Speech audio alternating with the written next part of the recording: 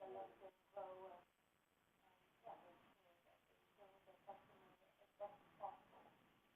And well, you told me just that you already worked around 11 years for Excel. How has been that development? I mean, that must be quite something in internet development recent years.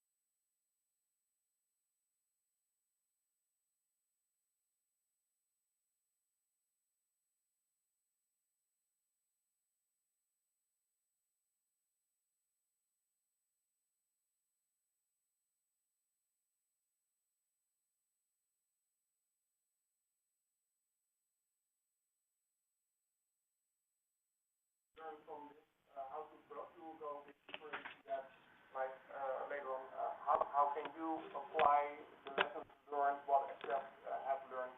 As you heard that they have grown a lot. So Alice, when you talk about the situation right now, I mean, like you say, there are a lot of things changing and have changed already.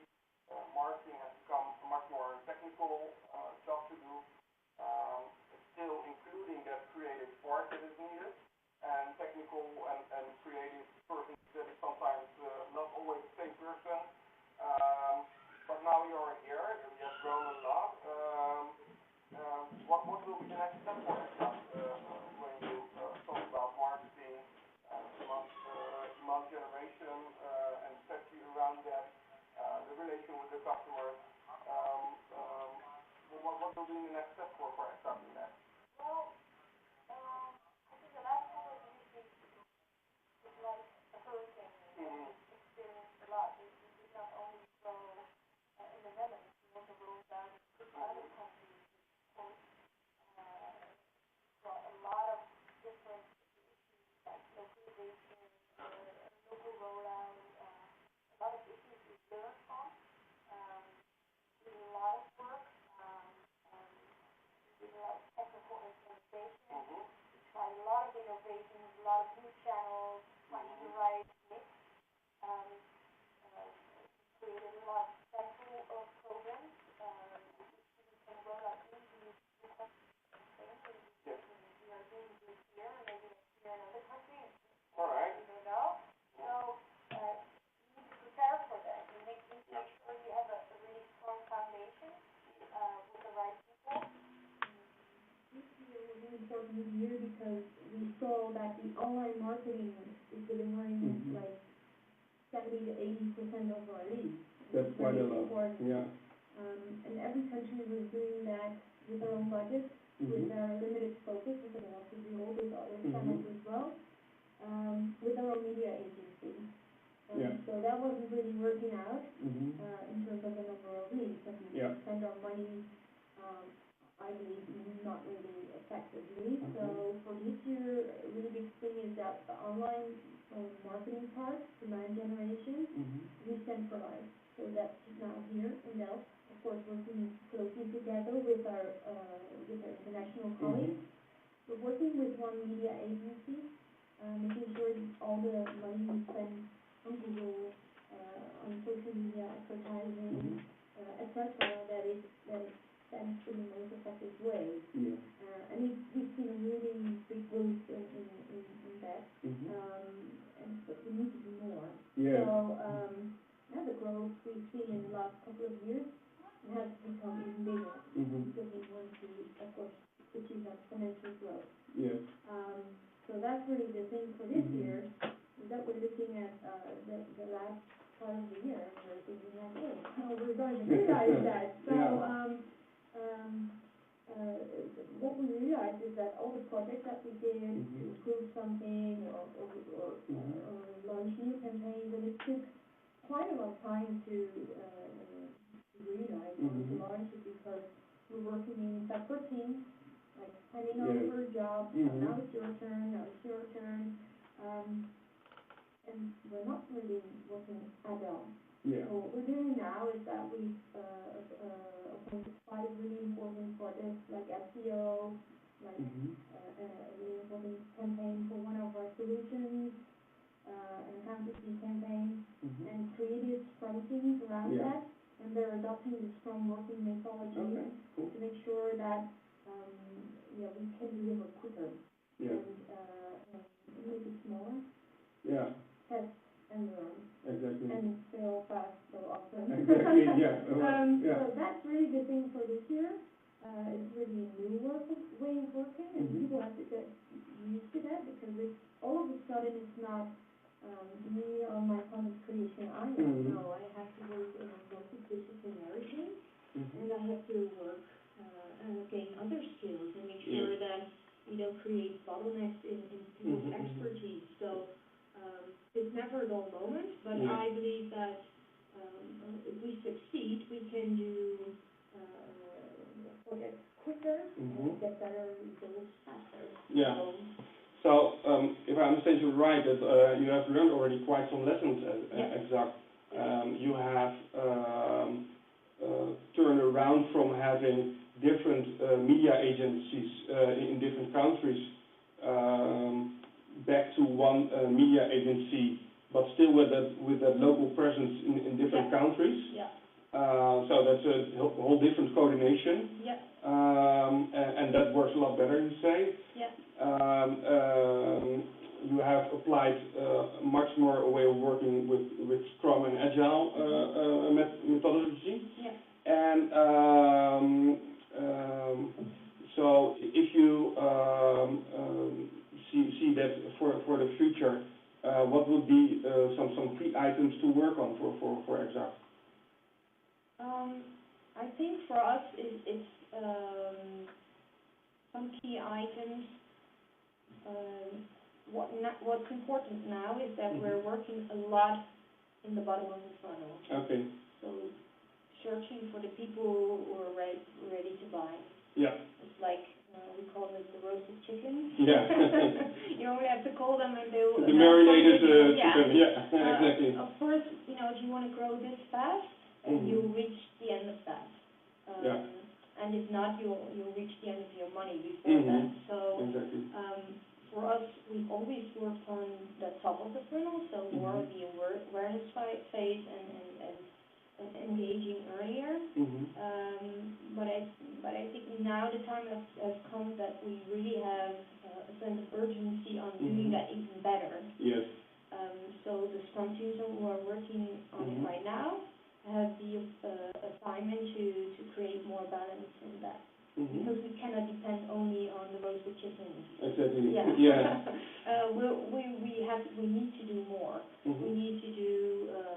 We need to find different content, different tactics, different channels, and even optimize something as simple as optimizing your landing page to make sure that people who do engage with you are willing to fill in a form, for example. Exactly. That's in the end where it all boils down to. You can get people to your content, but if you don't know how to catch them, then you won't be able to nurture them. Yeah. So all of that is about technology, of course content, but a really important thing is also data. Yeah.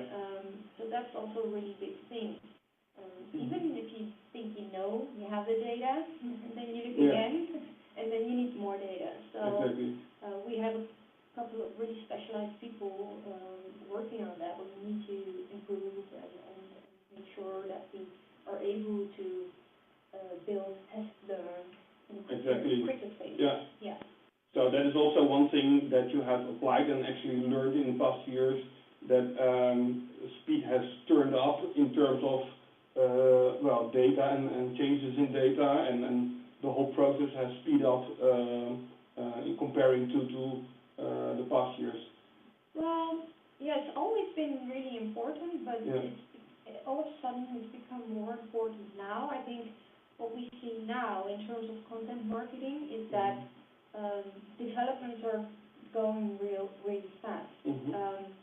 Especially because the internet offers so many cool things to consumers who are, of course, also in the B2B, they're persons. They expect that in a B2B environment as well. So you need to be able to keep up with that, to create different content, more interactive, more in line with current standards, make it more engaging, and at the same time make sure Google can find it, Exactly.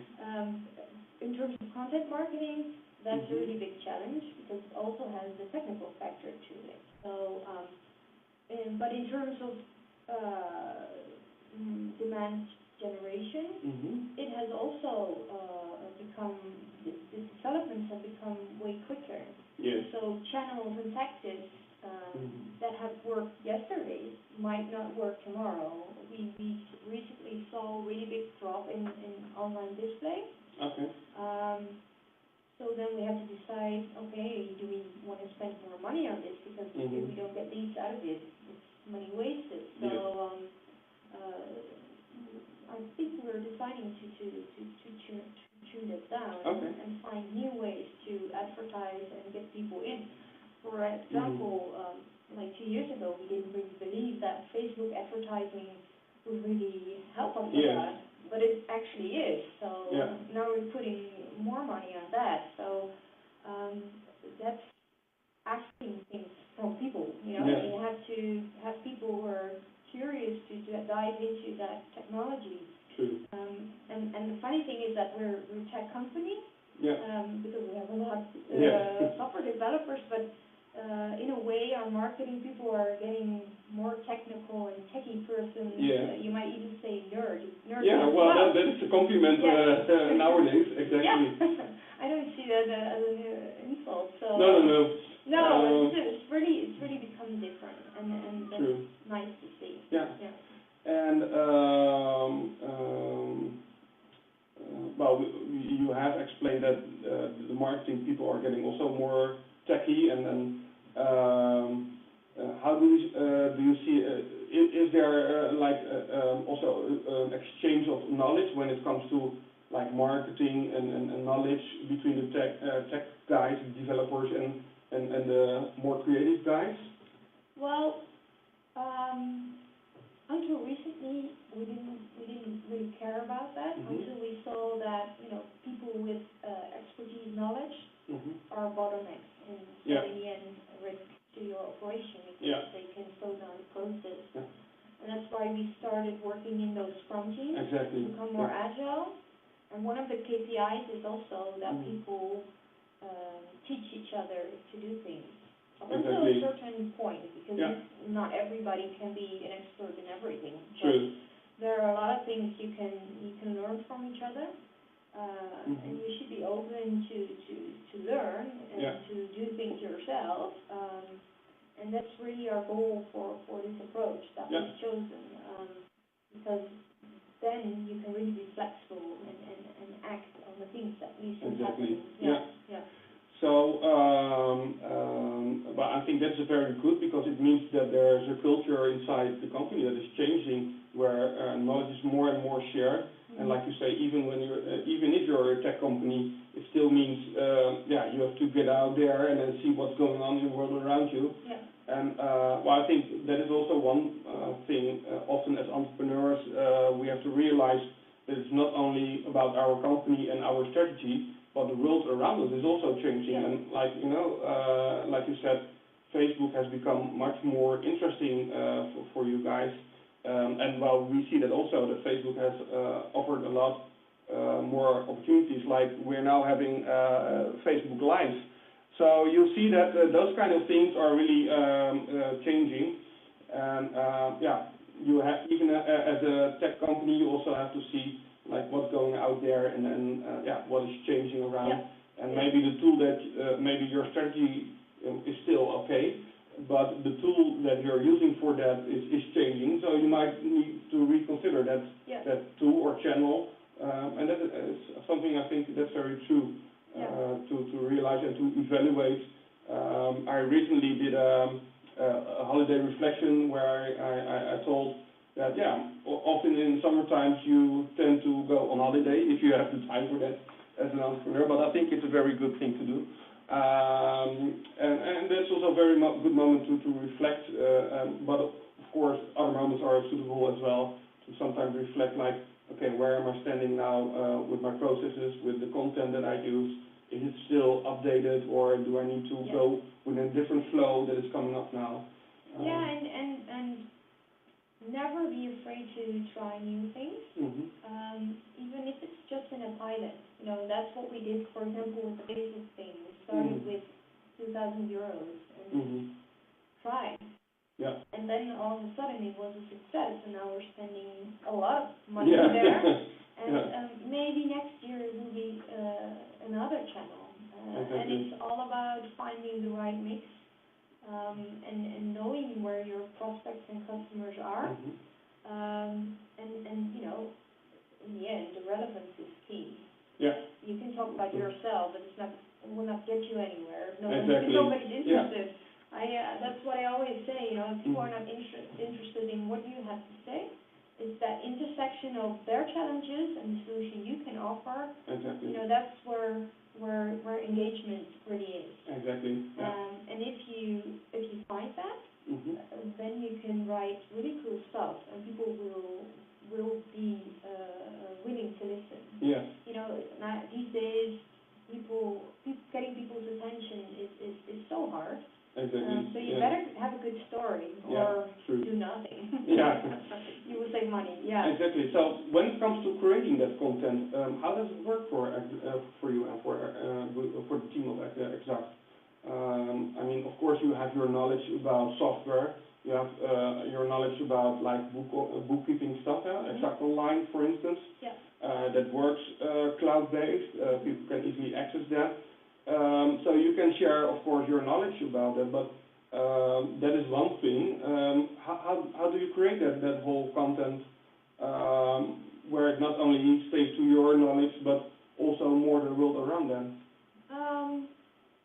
Well, of course, we also work with a lot of customers or SMEs or accountants to make sure that they take part in our content or in our story as well. I think the first thing you have to do is, if you want to create something, is ask yourself, okay, what goals do I want to achieve with that? Do you want to inspire people, or do I want them to buy something now? Do you want them to click? Or you really have to ask yourself, what's the goal? What do I want to achieve? And what kind of call to action do I have for this piece of content?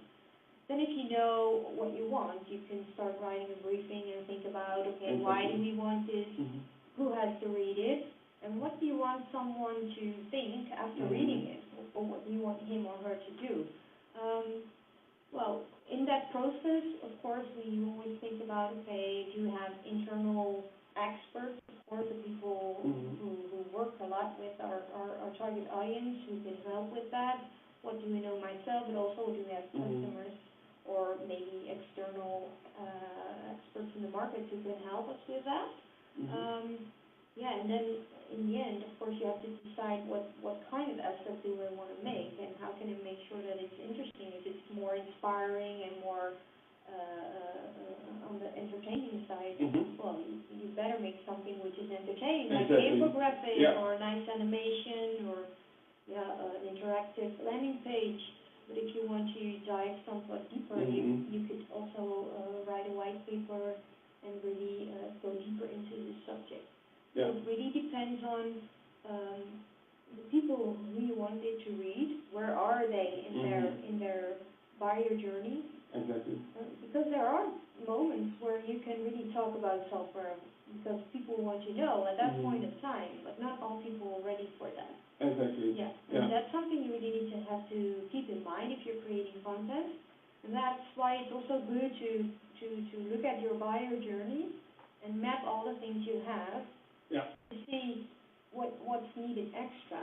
And also before you start creating a campaign, think about what your goal is and what kind of data do I want to gather, and how am I going to work with those data to make sure that I achieve my goals.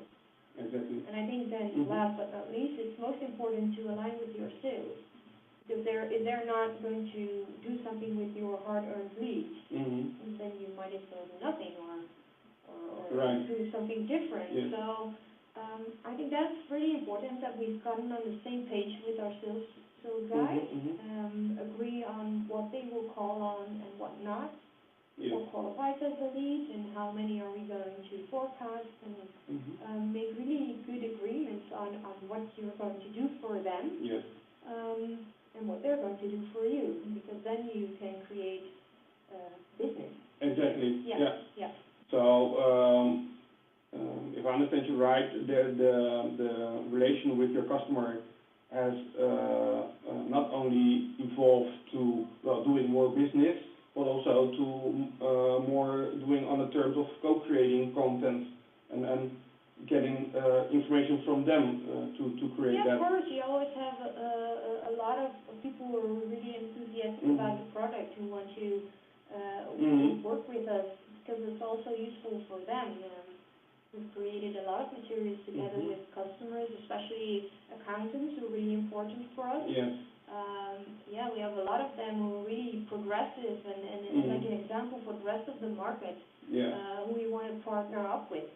Exactly. For sure, yeah. Yeah. But, you know, having worked with this audience for over 30 years, we also know quite a lot about best practices and how we can help. And, there are a lot of people working with the software, and it's helping them. So we do have something to tell about that, not only about the software, but also about, you know, what's going on in that world, and how can we help you. Exactly, yeah. Well, I think that is a very good thing to say. I have to see that we are quite on our time already. So I see just one question from Johan here. Let me see. How do you see the interaction between people teaching and learning in this learning process? And how do you want to realize this to come to the best result without losing any knowledge at all in between? Let me see if I can touch that one. Yeah, in between time. So let me capture that. Well, yeah. How do you see that interaction between people? And I think that are mostly the customers. No, I think he means in the Scrum teams. Like how do you see the interaction between people teaching and learning in this learning process? And how do you want to realize this to come to a best result without losing any knowledge at all in between? Oh, there's already an update.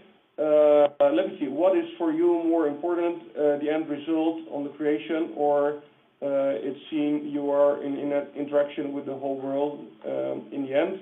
And how do you cope with this worldwide demand?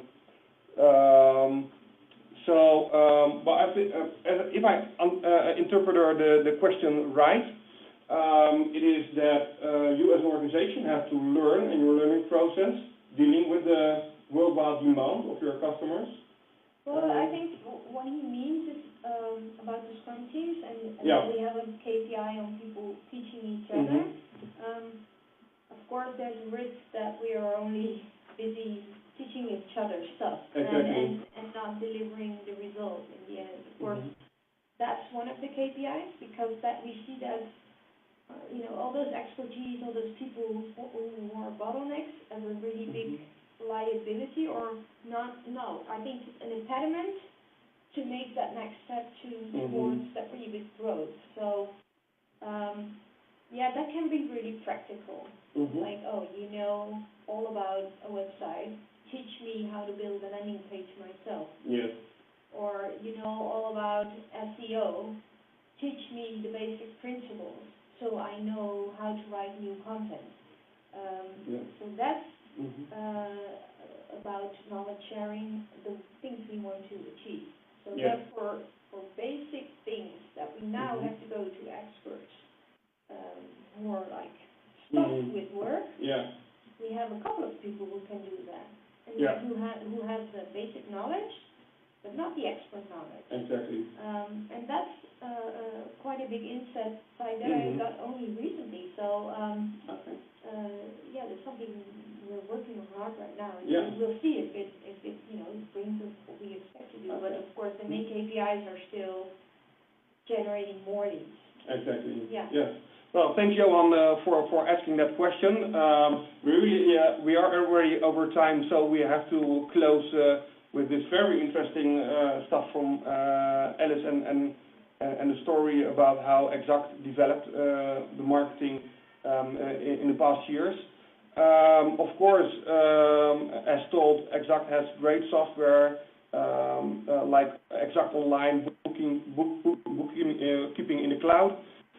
If you want to know more about Exact, you can easily go to exact.com or ask your questions later on our Facebook page.